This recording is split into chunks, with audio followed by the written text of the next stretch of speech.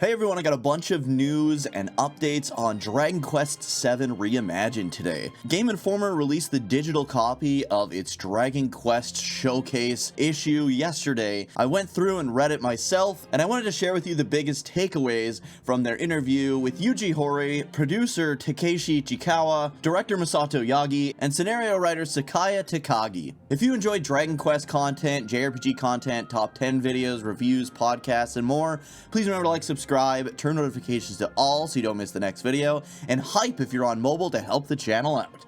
Now let's begin. So the title of the video is that there are new multiple endings confirmed. I will get to that eventually, and what they said determines the different endings. But I wanted to start off by saying that this project is in really good hands. The director of Dragon Quest VII Reimagined is Masato Yagi, who is no stranger to Dragon Quest. He was the chief planner on Dragon Quest XI, as well as the Enhanced Edition, Dragon Quest XI's Definitive Edition. He also worked on the world map for the original Final Fantasy VII, amongst other things. So he's a huge Dragon Quest fan and has been playing since the very first one, which is actually his favorite to this day. He's been in the business for a while, he's got a lot of experience, and has worked on a ton of successful games. In fact, when he was approached to direct this project, he actually initially declined and said that he would decide himself after seeing what the game looks like. After seeing how the game looked with the handcrafted aesthetics, he was very impressed by the visuals, and that's what kind of led to him saying yes to the project. He also said that unlike with Dragon Quest XI, where he felt an intense amount of pressure working on the latest entry of the Dragon Quest series, he didn't feel the same pressure working on Dragon Quest VII Reimagined, but that the excitement of bringing one of his favorite Dragon Quest games to modern audiences overrides that. He went on and said, "When we first kicked off the project, we had in mind three main components that we really wanted to reimagine for this version. The first one being the visuals, the second being the scenario or the story, and the third being the battle. It's one of the most popular installments in the series, but our goal was to offer a reimagined experience to players all around the world. But again, I didn't really necessarily feel the pressure." When asked about the story, he also said, "We really feel that the scenario or story is the biggest strength of the original Dragon Quest VII. So we definitely wanted to keep that, but we also wanted to really enhance all the experiences that we could offer so that it's enjoyable for modern audiences. We really wanted to make the overall game experience more immersive for players, so that's also the reason why we kind of streamlined the story and made adjustments to the combat." When he's talking about the combat here and kind of speeding up the game, anyone who's played Dragon Quest VII knows that the original game is over 100 hours long. It took me, personally,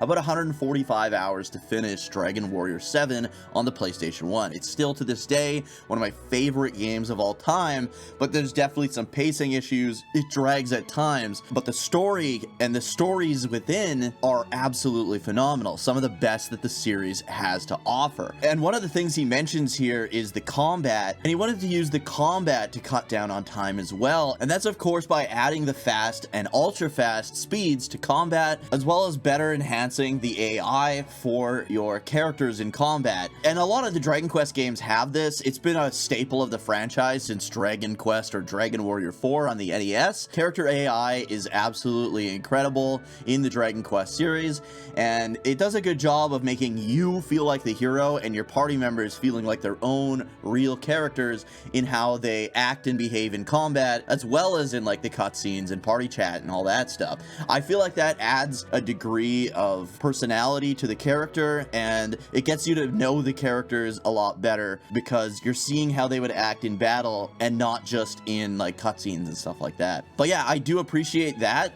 Instead of cutting out more scenario, more story, they're speeding up the combat to make the game progress quicker. So that's something I think everyone can appreciate. He went on to say that the best way to play Dragon Quest VII Reimagined is that they hope that when you encounter any new monsters or boss fights or anything like that, you play them more hands-on with the regular speed combat to kind of take in all the work that they put into the game, experience all the attacks and the animations behind those attacks and all the monsters and their animations as well. And then once traveling through that region again, again, or backtracking or grinding, that's when they hope that you use the ultra fast and the AI controls. Obviously for boss fights, they'd like to see you get more hands-on as well with the characters in combat. But yeah, this is a great way to kind of look at things.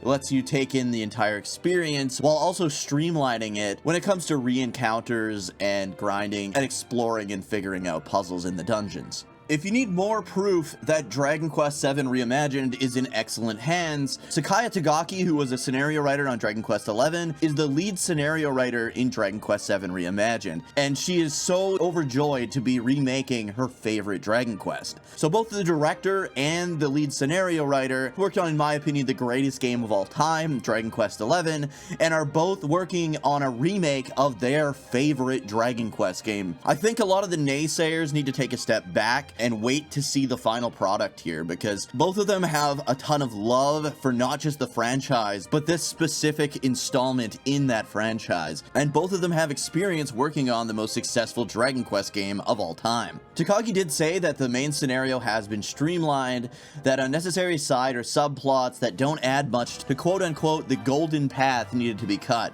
The entire story has been reworked to flow better too, and new stories have been added as well. It follows the narrative of the original story, but depending on some of the players' choices, players will get to see a new conclusion that's never been seen before in previous iterations.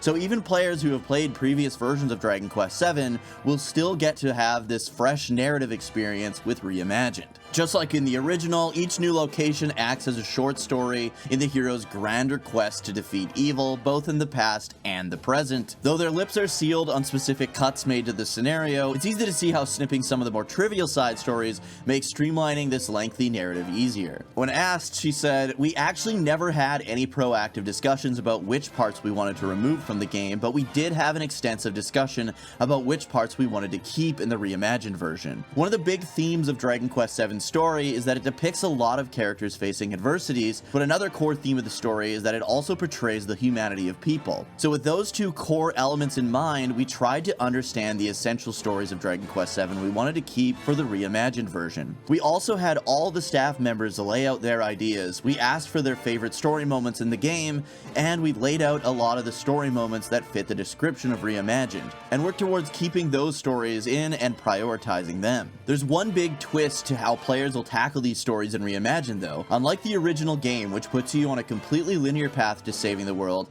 at certain points in Reimagined, players get to choose which story they want to proceed with. They get to choose which island they want to go to next, and in the original release, it wasn't really like that. The story moments were dependent on the order. Because of the original's fixed story order, some of the story moments didn't make sense if you were to keep that in Reimagined, because in the Reimagined version, we allow players to choose which story they want to move forward with next. To keep players focused on the main story, the team decided to cut stories that don't play a major role in the main narrative. So yes, this is how the game is going to have different endings depending on your choices, the order at which you play some of these stories, and your decisions in those stories. So it kind of goes back to why I think they're doing a remake or reimagining of Dragon Quest VII right now, because Yuji Horii mentioned that Dragon Quest XII is going to have multiple different options, different choices you can make in the game, which will determine the next parts of the game and the different outcomes.